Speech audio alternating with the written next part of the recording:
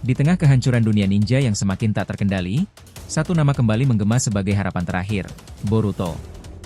Setelah pertempuran demi pertempuran yang seolah tiada akhir, kini ia dihadapkan pada musuh yang jauh melampaui batas nalar, Otsutsuki tertinggi, entitas mengerikan yang kekuatannya mampu membutakan, melumpuhkan, bahkan mencabut jiwa. Dunia telah melihat Shibai sebagai puncak kekuatan, namun sosok ini hadir sebagai sesuatu yang lebih brutal, lebih gila, lebih tak terhentikan. Saat sekutu-sekutu kuat seperti Naruto, Sasuke, Madara, bahkan Rikudo Sannin sekalipun terpaksa menutup mata dari pancaran cahaya maut, hanya satu mata yang bisa bertahan, Jogan milik Boruto. Tapi bahkan cahaya itu bukan satu-satunya ancaman. Ada kekuatan segel ruang waktu, cakra yang mencengkeram jiwa, dan pertarungan batin dengan karma yang terus membayangi. Dunia kembali berada di ujung kehancuran. Dan satu langkah salah bisa membuka gerbang kebangkitan Momoshiki, membawa bencana yang jauh lebih besar dari yang pernah dibayangkan. Saat para legenda mulai goyah, dan musuh makin menggila, satu pertanyaan muncul, mampukah Boruto melawan takdir dan membawa cahaya di tengah kegelapan? Yos, ini menarik. Let's go kita bahas lebih dalam.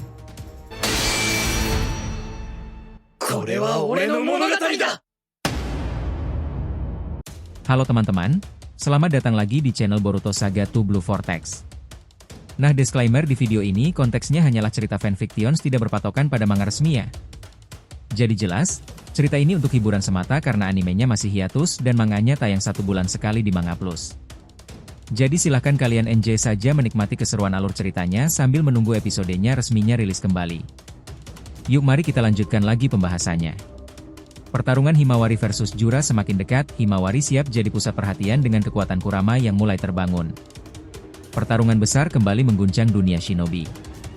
Setelah sebelumnya Boruto berhasil menebas tubuh dari Otsutsuki tertinggi hingga terbelah dua dan jatuh ke tanah, suasana seketika menjadi tegang. Di tengah kekacauan itu, Rikudo Sennin tiba-tiba memberi peringatan tajam, menyuruh Boruto untuk menoleh ke belakang. Ternyata, tubuh yang ditebas itu hanyalah ilusi, Otsutsuki yang asli berada tepat di belakang. Tanpa sempat bereaksi, sebuah pukulan brutal langsung mendarat di wajah Boruto. Pipi retak, wajah remuk, dan tubuhnya terlempar keras ke tumpukan batu. Sambil bersandar lemah, ia menggerutu dalam hati. Pukulan ini bahkan jauh lebih dahsyat daripada milik Shibai. Belum sempat bangkit, Otsutsuki tertinggi meluncur ke arahnya dengan niat jelas untuk menginjak wajah Boruto lagi. Namun, Rikudo Sennin cepat bergerak. Ia melingkarkan Gudodama untuk mengikat tubuh musuh itu, lalu membantingnya ke tanah dengan kekuatan luar biasa. Tapi ini belum selesai. Otsutsuki itu mulai mengaktifkan Jougan, memancarkan elemen cahaya yang menutupi seluruh medan. Cahayanya menyilaukan, bahkan lebih terang dari Mugen Tsukuyomi milik Kaguya dan Madara dulu. Cahaya itu menyiksa siapapun yang melihatnya. Penglihatan mulai terganggu, dojutsu bisa rusak. Sasuke menutup mata, khawatir akan menjadi buta. Naruto menggunakan lapisan cakra Kurama untuk melindungi matanya. Madara pun tak berkutik. Semua terlindung tapi tak bisa melihat. Lalu, Otsutsuki itu meluncurkan serangan dahsyat, Tomogoroshi Haikotsu dalam jumlah besar siap menghujani medan. Boruto yang masih terluka perlahan bangkit, meregenerasi dirinya. Ia mengaktifkan Jogan tahap 4 dan langsung menghentikan waktu. Dalam keadaan waktu membeku, ia menebas semua serangan itu menggunakan Kusanagi yang sudah dilapisi Shiden. Petir membentang sejajar dengan pedangnya, memotong seluruh proyektil tulang itu sampai berserakan ke tanah. Namun, cahaya blinding itu tetap ada. Hanya Jogan Boruto yang kebal terhadap efeknya. Andai ia masih di tahap 3, matanya pun mungkin sudah buta. Dengan sigap, ia mulai memindahkan Naruto, Kawaki, Sasuke, Madara, hingga Rikudo Sennin menggunakan Hirashin. Tapi itu tak berlangsung lama. Tiba-tiba, Otsutsuki tertinggi mengaktifkan segel spesial yang mampu meniadakan segala jutsu ruang dan waktu. Hirashin, Amenote Jikara, bahkan Kuchiyose tak bisa digunakan lagi. Dunia mereka kini terkunci dalam segel itu. Boruto panik, berusaha berpikir cepat di tengah tekanan. Sasuke mencoba menawarkan penglihatan alternatif melalui Kuchiyose, tapi itu pun tak berguna. Kuchiyose termasuk dalam jutsu ruang dan waktu. Saat situasi makin genting, Otsutsuki mulai menyerang lagi, mengincar Sasuke dan Rikudo Sennin. Boruto kembali menghentikan waktu. Ia menyerang cepat dengan Chihaodama Rasengan ke punggung Otsutsuki dan menyuruh Rikudo menghindar. Serangan itu mengenai sasaran dan dilanjutkan dengan tendangan keras yang menjebak Otsutsuki ke dalam akar Mokuton berduri. Masalahnya, satu-satunya yang bisa bertarung saat itu hanyalah Boruto. Yang lain tak bisa melihat karena silau. Jogan tahap 4 kebal tapi tak bisa menyerap cahaya. Karma bisa menyerap, tapi berisiko membangkitkan Momoshiki. Boruto enggan mengambil risiko itu. Tapi Otsutsuki mulai menyerang lagi. Dari telapak tangannya, muncul Rinnegan dan cakra berbentuk tangan yang langsung mencengkeram leher Boruto, berusaha menarik jiwanya keluar. Kekuatan itu terlalu brutal, seolah mencabut nyawa secara paksa. Saat semua menutup mata tak tahu apa yang terjadi, tiba-tiba elemen cahaya itu menyusut drastis. Boruto kaget, awalnya mengira Otsutsuki sendiri yang memadamkannya. Ternyata bukan. Kawaki muncul dan menyerap seluruh cahaya itu dengan karma miliknya. Boruto terpaku. Ia menatap Kawaki dengan marah. Kenapa harus menggunakan karma? Kawaki menjawab dingin, tak ada pilihan lain, karena Jogan hanya bisa kebal, bukan menyerap. Sasuke langsung membuka mata, melihat Kawaki yang kini memancarkan karma. Semua mata kini tertuju padanya, Naruto, Sasuke, Rikudo, bahkan Madara dan Nagato. Sasuke bertanya, apa maksud semua ini? Kawaki menjawab, dibanding tak bisa melihat, lebih baik menyerap cahaya itu meski harus mengaktifkan karma. Boruto yang masih dicengkeram panik, menyuruh Kawaki mematikan karma dan membantunya.